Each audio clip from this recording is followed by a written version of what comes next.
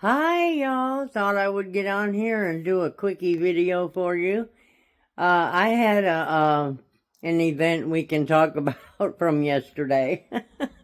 I'm RV Butterfly, known on this channel as Over 50 and Doing It Better. Or Making It Better. How's that?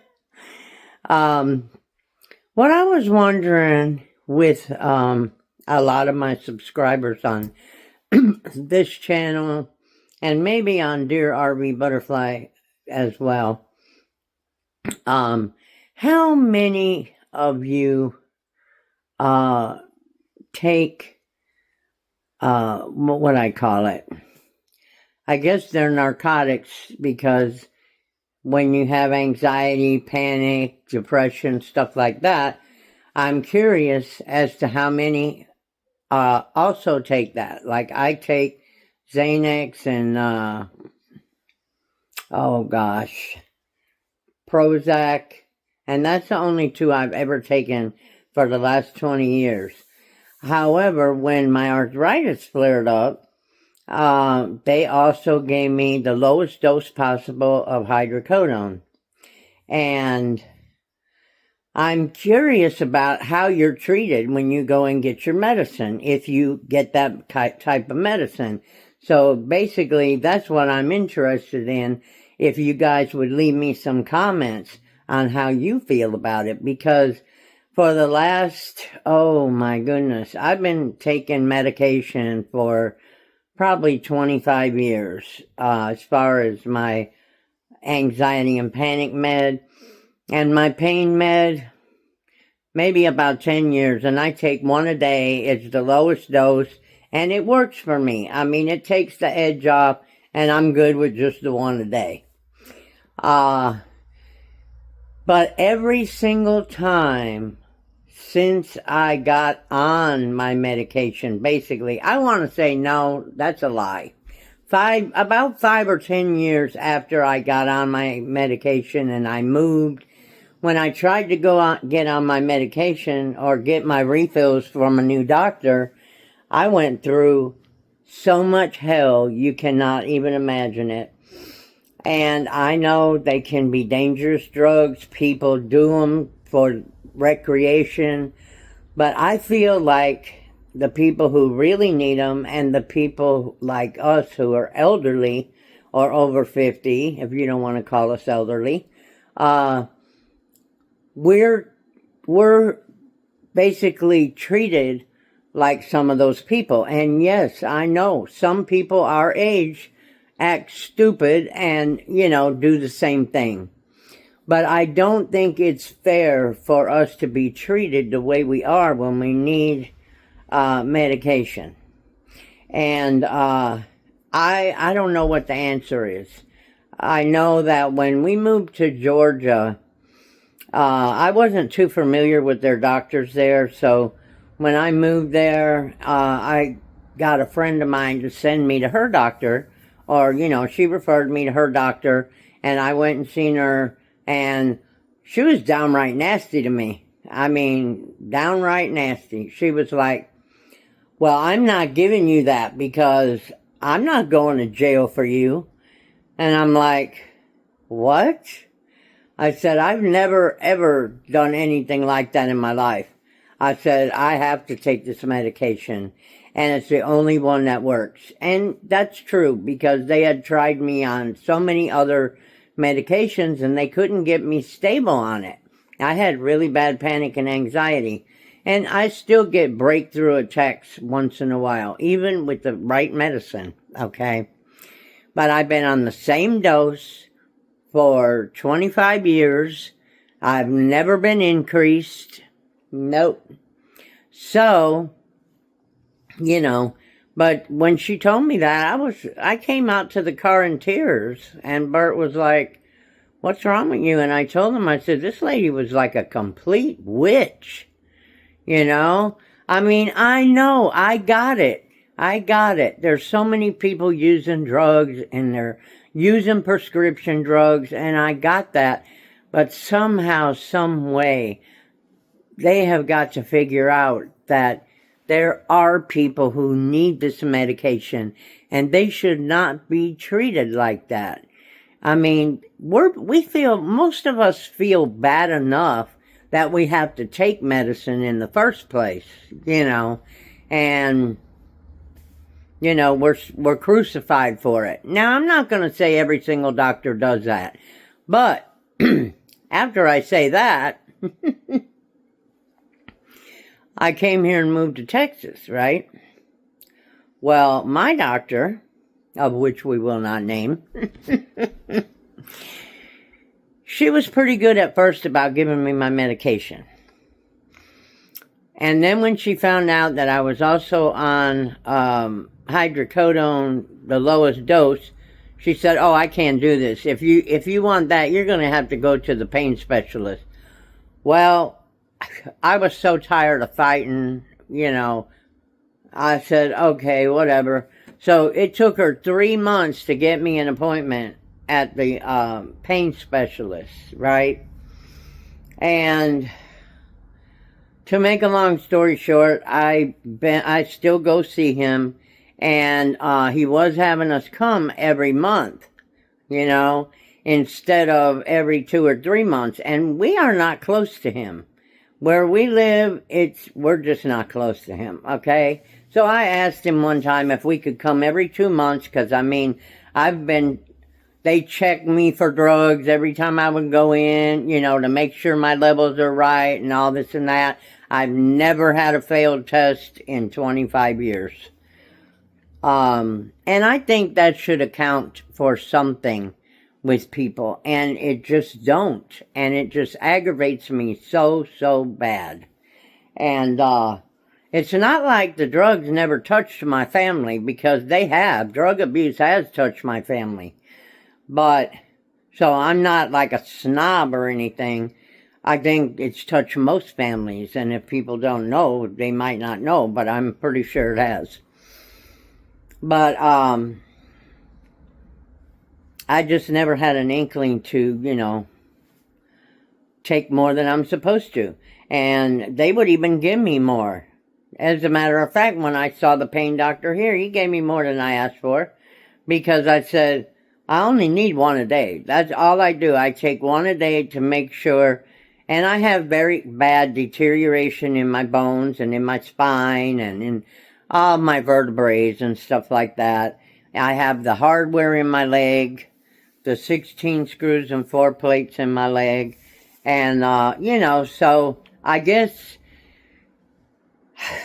we're getting older, and over time, when you have an injury like that, it makes it pretty bad. And I don't know if I made the video on this channel a couple of weeks ago where I couldn't even walk. I was in such pain. And I still had my medicine. I took, excuse me a minute. I took the one a day, but the pain was so intense, and I don't know why. I'm actually going next Tuesday, I believe, for a bone density test to check my bones and see if they got worse or whatever. But I just am so curious. I can't be the only one going through this, okay? I hate taking medicine. I never took any kind of medicine until I was like 50. Yeah, 50. And then I ended up on stomach medicine first.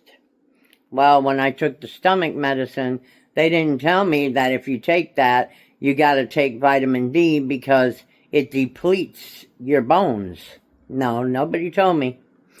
So then I re-broke my bad ankle, the one that I had the horse accident with. And when I went in, I was on vacation. And when I went into the hospital, the ER, they said, "Did your doctor tell you that you needed to take vitamin D because of the stomach pills that you take?" And I said, "No." He said, "Well, when you get back home, you need to have them give you a bone scan." And that's when I started having bone scans done. And they did have me on vitamin D for a while. and then that went bye-bye. So I don't even know what's going on with that. But I just want to know, because sometimes I feel so alone. I just feel like, am I the only woman who doesn't do the crap with the drugs and, and gets treated like that? So yesterday was my appointment date with the pain management clinic. And I'm trying to figure something out that I didn't even realize until yesterday. The doctor I see, my PCP, she's an internal medicine doctor. Don't forget that. Okay. This phone will only ring when I'm on it here. Anyway, sorry about that. But then I go and I'm looking, Bert's driving, so I'm looking at it, right? The paperwork and who I'm going to see and all that. And the man that I see for pain management is also an internal medicine doctor. So why can't my PCP give me the medicine so I don't have to go pay? Because if you go to a specialist, you have to pay a bigger copay, right? And the copay for her is $5. Copay for him is $40. Okay? And she's 15 minutes away, and he's an hour and a quarter or something like that away. Okay.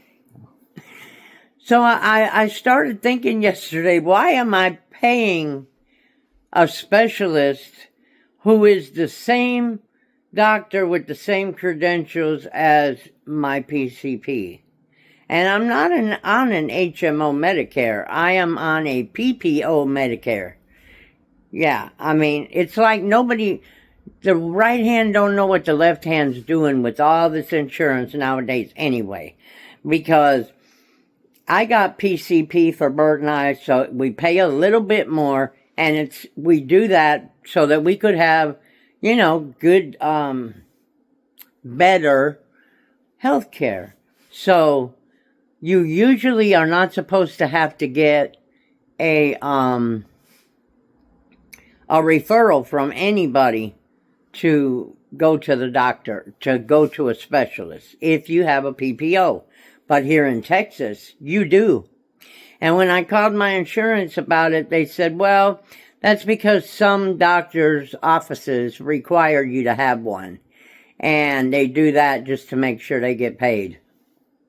Well, I could have figured that part out, but it's crazy. It's so crazy. So why do I even pay extra for a PPO? I don't know.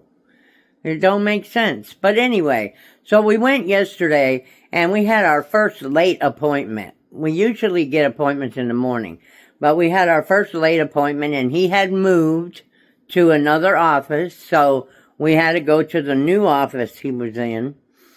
And it was all different and everything. And these people are real nice. Don't get me wrong. They are. So we ended up where, I'm not kidding you guys. We never sat and waited for the doctor, more than 10 minutes in his office. When they brought us to the back, we stayed there about 10 minutes and he came in. And he got to work and I was gone. Maybe 5 minutes. Well, this time, I was standing in a line all the way out in the hall because his office became his office is a quarter of what it was before, okay? So I'm standing there in line. Bert's still trying to park the car because it is like real tight. It's in the city.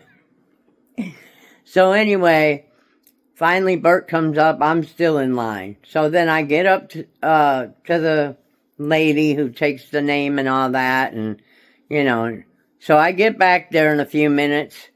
And I'm waiting and waiting and waiting. And Bert, he's not very patient at all.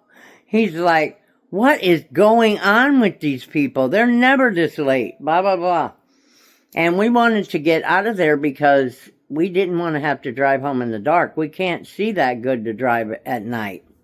So all of a sudden the nurse came back in and she said, he'll be in 5 minutes. He'll be in 5 minutes. I said, okay, that's fine. Then he comes in and he does what he has to do and everything and looks at me and says, I am so sorry. I forgot you guys were here. Yeah. So they put us in the room, that's what it was. They forgot to tell him where we were in the room. He forgot about us. Or they forgot about us. And I said, well, I'm just glad that you remembered so that I didn't have to spend the night here. And we both laughed. I mean, but really and truly, you know, when you hear stuff like that from anybody, but from a doctor, a nurse, something like that, everybody, you know, forgets. Everybody makes mistakes. But you wonder what else is being forgotten. You know, I don't know about you guys, but I do. However, let me know if you don't want to put it down in the comments, I won't use your name if I talk about it on this channel, if you do not want me to. But email me about it, because I am about ready to, I have written a few books before, and I'm about ready to start a new book on it, because this got to quit. It's really got to quit. They've tried to get rid of drugs since time immemorial. And it's not going to happen by berating people who really need it, I guess is what I'm saying. And I just don't know if everybody else goes through this, or if it's just a couple of people, if this is more common than I think, because, yeah. So let me know what you think about it. Anybody who takes any kind of a medication, hey, even the ADHD medication, I didn't know it. That medication is a narcotic too. Yeah. They were giving it to kids like it was M&Ms. I mean, when my kids were growing up, you know, I would go to school to go bring their pants or whatever they forgot at home, and I'd see a line of kids lined up in the hallway. I said, what are they over there for in that line? Oh, they got to get their medicine. Okay. Anyway, guys, please give me a thumbs up if you enjoy this video. Please make sure to subscribe if you haven't subscribed. We would love to have you. Make sure you ring the bell next to subscribe and you'll get all our videos.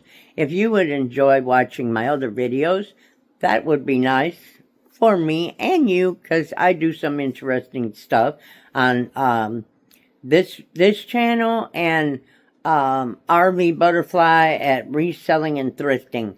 That's my two main channels. So, yeah, leave me a comment. It helps my algorithm, believe it or not, and I need a lot of help with an algorithm.